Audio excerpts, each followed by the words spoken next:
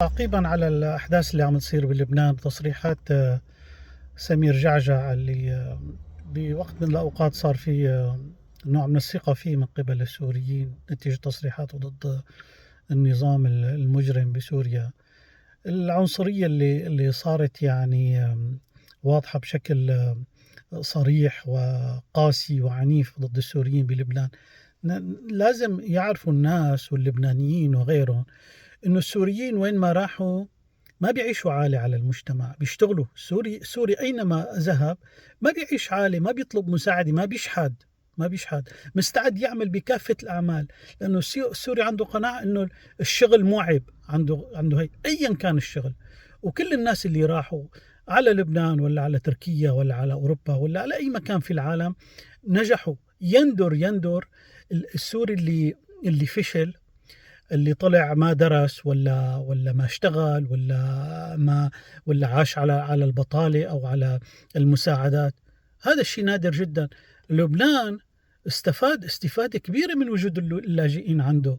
يعني المساعدات اللي أخذها من الأمم المتحدة ومن الدول أوروبا وحتى من أمريكا بالمليارات، أكيد ما وصل منا إلا إذا وصل فبيكون نذر يسير جدا اللي وصل فعلا لأيدي السوريين. لأن السوريين هناك عم يعمل، روح شوفوا أي سوري اسألوه، هذا اللي فاتح محل، هذا اللي فاتح مطعم، هذا اللي عم يشتغل بالفعل، هذا بيشتغل بالمزارع، هذا بيشتغل بأي شغل كلهم عم يشتغلوا. وين السوريين اللي قاعدين عطالين بطالين عايشين على المساعدات ولا عم يستهلكوا مقدرات البلد اللي عايشين بأي مكان في العالم؟ ما في واحد عايش برات سوريا إلا بيعرف هذا الشيء. يعني التصريحات المخزية اللي طلعت من سمير جعجع، في سوري بيقتل مشان 50 ليرة؟ وين السوري اللي بيقتل مو مشان 50، مشان 50 مليون؟ ما يعني قد يكون هناك مجرم أو 10 أو أكثر من أيا كان جنسيته ولا دينه ولا بلده ولا ثقافته ولا علمه ولا دينه، موجودين بكل مكان ولكن انه يا احد يطلع يقول السوري صار شعب داشر وبيقتل مشان 50 ليرة، هي صفاقة وحماقة وقلة احترام وقلة أخلاق وقلة ذوق. يعني شيء لا يوصف، يعني شيء لا يوصف. السوري وين ما راح يثبت وجوده ويثبت احترامه. لازم اللبنانيين وغير اللبنانيين يعرفوا هالشيء. السوري اليوم قبل بكره بيتمنى يرجع لبلده، بس لوين بده يرجع؟ على مناطق النظام اللي كانوا فيها عايشين الناس اللي كانوا ضد النظام، اللي دمر النظام بيوتهم وحاراتهم باكملها اتدمرت. ما شفتوا الفيديوهات؟ ما شفتوا آلاف الأبنية والمنازل اللي مدمرة؟ وين السوريين بدهم يرجعوا؟ السوريين اللي موجودين بلبنان حاليا إذا رجعوا فهن متهمين فورا، راح يتم الاعتقال والتعذيب. وبتعرفوا ايش اللي عم يصير بسجون سوريا وبفرع مخابرات سوريا؟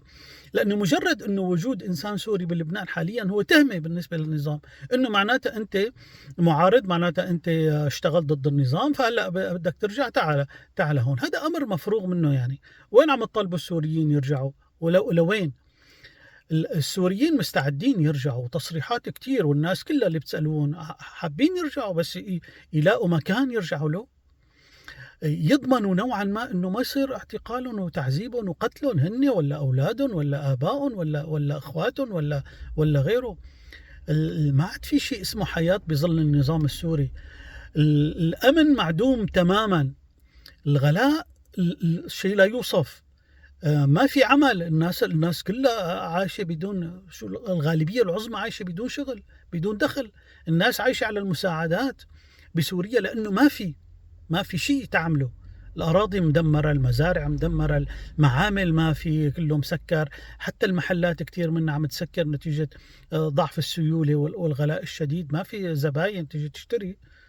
فهذا الشيء والتصريحات والتصرفات اللي عم تطلع من بعض اللبنانيين او هلا صارت عم تكتر اكثر واكثر، دليل على قله وعي، قله ثقافه، قله دين.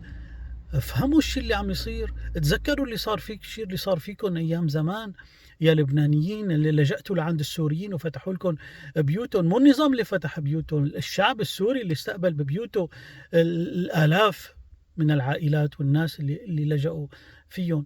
وهلا جاي تحكوا لأنه الشيء اللي صار بالشعب السوري. يعني هذا أمر غريب جدا. يعني وين الوعي؟ وين الثقافة؟ وين الخوف من الله؟ وين الدين؟ وين الإنسانية؟ إذا بدنا نحكي بالدين، وين الإنسانية؟ في شيء اسمه إنسانية، في شيء اسمه أخلاق، في شيء اسمه عدل. عدل